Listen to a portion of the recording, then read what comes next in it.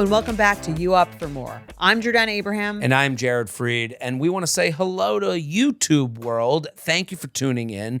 If you're listening, that means you're a subscriber. You get the audio with your subscription. But this is a YouTube show where Jordana and I are going to do some extra content related to the dating world that we're going to do. And each one of these is like a little extra special toolkit, right? Yes, we're going in deep dive on a little extra topic. Today's topic is about dating tropes, which are just kind of like sayings that single people hear a lot. And we're going to go over them and we're going to debate and to let you guys know if we think they're actually helpful and good messages to sort of internalize, or if they're bullshit and no one really needs them. Well, that's kind of the nature of our podcast, is like everything's good, everything's bad. Yes. Because dating tropes exist because they are A thing.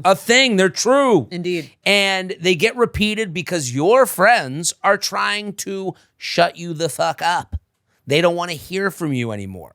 They don't know what to tell you. They don't know how to help you. They don't know how to make you happier. Right. And now your friends who are in relationships get there and they look back and they go, oh, those dating tropes do kind of make sense now. Kind of true. Right. Sometimes. So I think for us, we took 3 dating tropes that you hear all the time, and we're going to play, angel and devil. Yes. One of us is going to be the pro, why it's a good thing, and one of us is going to debate the negative, and we'll talk it out so that the next time someone says to you, you'll find it when you least expect it, you can maybe see the good in it. Yeah. You can maybe see the reason they're saying it and acknowledge, and what we're doing is acknowledging that they are annoying, that they are not that helpful when you're actually in it. Not really sure what to do with that. Right. I can see. That's the whole point of today's episode. If you go back, we've helped you write texts to people that are inactive. We've helped you do dating app profile makeovers. All we ask of you on YouTube is subscribe, comment, like, share with a friend. And if you're new here and you found us because of the great Father algorithm brought you on his wave, go check out our podcast. The You Up podcast is twice a week, and it's all fun dating talk that honestly we do like this. Pros and cons to everything, nuanced conversation. You'll feel less alone in dating. That's our goal. Yes. So, okay, let's do trope number 1. It will happen when you least expect it. Okay. So you're going to take the pro. Yes. I'm going to take the con. It will happen when you least expect it. What do you think is good about saying this to someone? I think I like this phrase with a tweak. I would call it will happen when you somewhat expect it. Okay. I think least expect it means like it's not at all on your radar. You want nothing to do with it. And I don't think things happen that way. I actually think that's like the opposite of manifesting, is to just like pretend you don't care about something. That's also like not helpful, because because basically to say don't expect it means don't think about it, don't care about it. Right. And I don't find that to be like realistic. Because if you really didn't think about it, didn't care about it, you would go out in your tattered rags and not care about your appearance, your vibe, your mentality. Right. You could lose all of that if you say, well, I don't have to worry because it'll happen when I'm not doing anything. So let me just be a slob, both physically and mentally, right? Yes. And so that's why I like it'll happen when you somewhat expect it, because I think you can both, I think the key is to do 2 things simultaneously, is to both you can want a relationship and be working towards a relationship goal, but at the same time, when it says like somewhat expect it, to me means you also have these other areas of your life that you're also really excited about. And then you're not crowding out all those other areas of your life with this one-track mind about meeting someone. Right. And also saying to someone, I mean, the negative to me, saying to someone it'll happen when you least expect it, is like, it's not, you can't push a string. Right. Like, so I'm just supposed to like not have this on my mind? How do I do that? Yeah. How do I not think about being single everywhere I go when people are like, how are you still single? And say stupid shit to me and, wait, you're going on vacation alone? Why would you do that? Right. You don't live with anybody? How old are you? How are you supposed to do that when the world reminds you every day right. that you're single? So it's not even like applicable to the world. It'll happen when you least expect Right. it. Like to me, it says like give up, like stop trying. 'Cause, Right. Like once you stop trying, it'll happen. And I don't think that's true. Right, I agree with you. I think it's also what happened when you least expect it. To me, they're lying to you. They're not, that's not what your friends are trying to tell you. Your friends are trying to tell you you're annoying. You're desperate. You're desperate, you're being a lot, and it shows.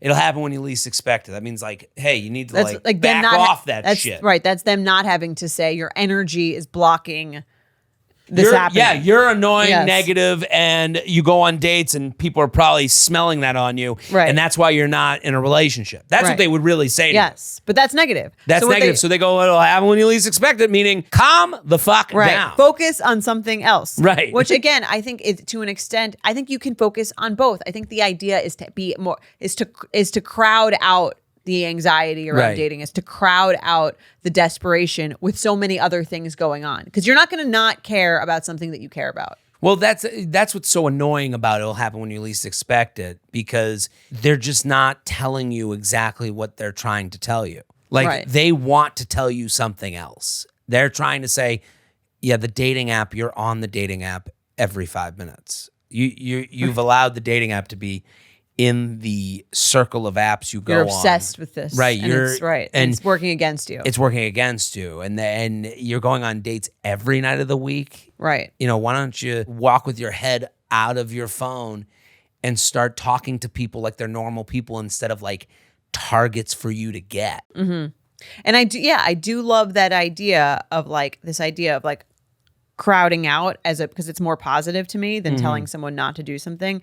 And the way I would think about it is like, if I was thinking about this with like dieting or food, I wouldn't, if you were like, I want to lose 10 pounds, I wouldn't be like, just stop eating cookies. Your cookies are like fucking you up. Just stop eating cookies. I would say, why don't you eat a lot more of this other shit? And then you'll just be thinking about cookies less because you'll be full. Right. So that means hang out with your friends. Right.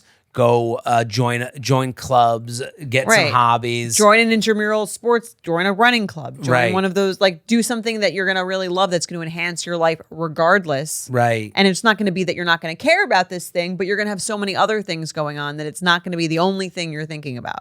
Let's do another one. Let's do it. Love yourself first. What do you think? I guess I'm the pro and you're the con. I guess so. Love yourself first. I would say this is good advice, because if you come to terms with the things in your life that are really haunting you, then your mind is clearer to see whether you like the person you're dating or not without having to blame these other things haunting you. Right.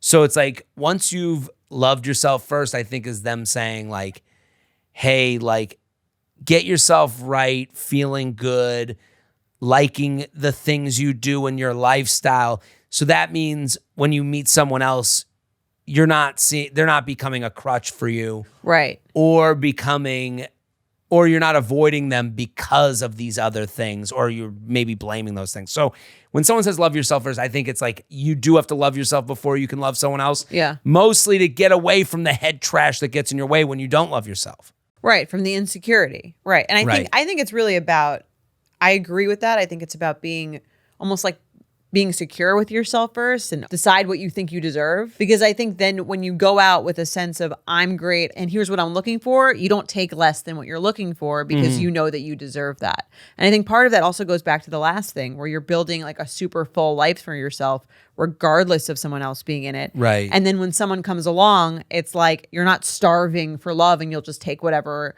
comes to you, but you're happy with yourself and you're only going to be letting people in who are additive.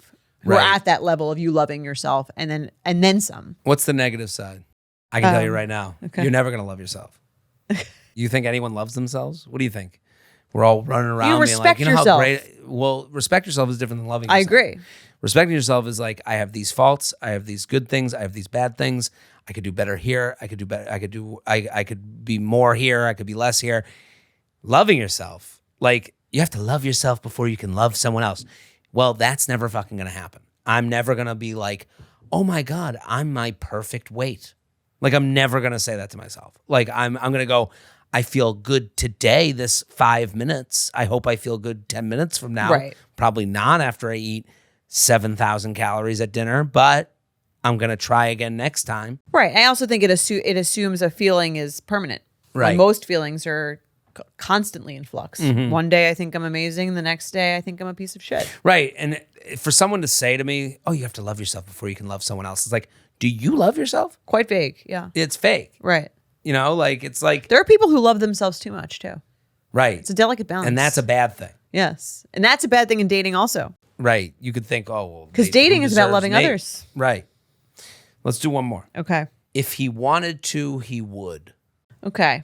I know this isn't your favorite one. I hate this one. If he wanted to, he would, to me, is anti-woman. I think there's a little bit of it that's like a little bit of that, like he's just not that into you book type mechanism Okay. of, okay, like if the person likes you, you're going to know it. If you're constantly guessing if their actions are saying that they're into you or they're not, they're probably not. Right. But But that's a different phrase. yeah, that's a different phrase. And I think this sets up a mentality where it's like, if they like me, I like them. Also true. And it's really bad. It's a bag in the wind mentality. It is for someone with no spine. And it's for someone that doesn't want to have if he wanted to, he would, is for someone who doesn't have the confidence to have their own taste and announce that taste and believe in their taste and to say that if you're not my taste, that's okay. I'm just going to move on. Right. If I wanted to, I would. Right. Let me. Right. Like the saying should be, if I ain't wet, he don't get. Like that should be the saying. That's a more empowering saying. If he wanted to, he would. Like, so you're just waiting there Right. To see if he would. See if he would. Yeah. How about I'm turned off, get the fuck out. Right. This to me is actually counter. It brings us back. It's not even progressive. Like if he wanted to, it's gendered. Yeah. You know, like if they, it's just so, I think and you hear it so many times from people. Whenever I hear it from someone, I'm like, that's the least confident person I've ever met because I can tell. Right. Because you're not even saying I have taste. Yeah. You're putting your taste in the hands of this mathematical equation of like, well, if he wanted to, he would. How about it turns me off that they haven't texted me and I'm not going out with a person who won't text me like a normal fucking person. Right. I agree with that. I think like for a lot of women, it can be a way to like chop off, the way so Right. you want your head chopped off, right? So it's like, it's hard. I think sometimes it's hard to deal with what you're assuming or like a mixed message kind of situation or like, okay, he hasn't asked me out again. It's been a few days. Like, okay, I can like, I'm never going to get a closure on this. So I'm just going to assume that if he wanted to, he would, and he didn't. So it didn't. But I agree that takes away your agency. Right. And you're not like asking for what you want. So yeah, why not in that scenario go, he hasn't texted me in a few days. I'm going to reach out and see if Do you want to? Would you? Right. That's a Yes. better way. Do you want to? Do would you? We're going to change the phrase Right. from do you want to? Would you? Yeah. Do you want That's to more go out empowering. with him again? So would you text him? Yeah. And if you don't want to do that, that's fine. I think this also goes to like, if I'm to like blame society, which I'm not like a fan of, but like societally, like I think the idea of, you need a good reason. Like I think women more than anything need a reason things ended. Yeah. Like I don't think men need that a lot. Like I don't get asked by my friends and family why it ended. Oh, even if someone were to break up with you? I think if someone were to break up with me, what happened, I wouldn't feel that my value as a man was attached to the ending of the relationship. Okay. I think that can happen, but I just don't think as much. It's not for as men. personal. It's not as like societally like, married woman doing well, single woman needs Right. some help. It's not That's as just not the weaved same into for your men. identity. Right. And I think that's why he wanted to. He would. You now have this concrete reason you're not going on the third date after you talked about how great the first date was. Right. And I understand that. I empathize with that. I just think when you serve this as advice for people, you're giving them a Band-Aid on a flesh wound. Right. Like It's not empowering. It's not empowering and it's not going to help you long run. because are you going to do that? Then you're Fifth just right. date. Then you're just in a test. You're in a testing situation constantly instead of Right. giving in a two-way conversation. Where you have taste. Right. So listen, these You Up For More episodes are on YouTube, and we're doing them pretty regularly, but we want you to like and share and comment. These are all like, and we'll do more of them. Right. If you do all those things. we'll keep doing them if they keep growing, and it seems like you guys are enjoying these, but we want people to see them that haven't seen our show yet, see this great conversation that we have. That, I've always said this about the You Up podcast. Uncomfortable conversation had in a very comfortable space. So that's what this show is all about. Subscribe, like, comment. Let us know what you think about these tropes. Add some more tropes that you hear in the comments, and we'll discuss them here. So that's it for us. We solved dating again. We did it. We'll be back next time. Bye. Boom.